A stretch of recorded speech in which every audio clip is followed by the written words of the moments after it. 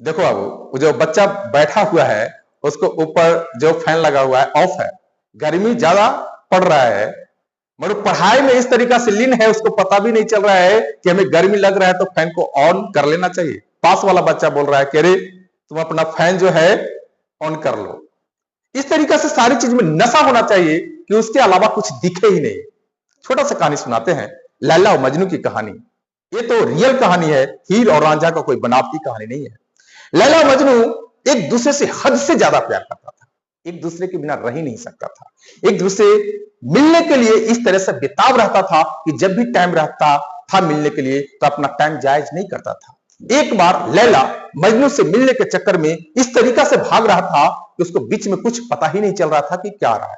एक बार मुस्लिम भाई अपना जो नमाज होता है नमाज अदा कर रहे थे।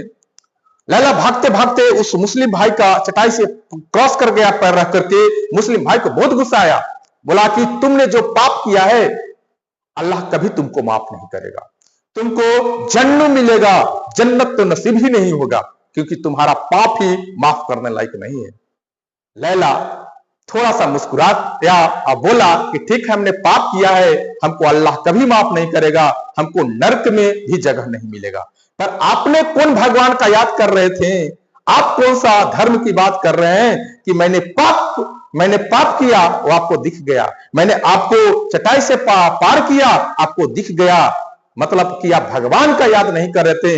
हमसे ज्यादा गुनाह और हमसे ज्यादा पाप आप किए कि कोई आप भगवान का आस्था रख रहे थे और आपके पास से अगर कोई क्रॉस किया तो वो चीज आपको दिखाई पड़ रहा है। मतलब कि लैला मजनू से मिलने के लिए इतना नशा छाया हुआ था उसको पता ही नहीं चला। अब भगवान की पूजा करते हुए आपको कोई नशा ही नहीं छाया, किस टाइप का भगवान का आप पूजा करें। तो नशा होना चाहिए बाबू किसी चीज में।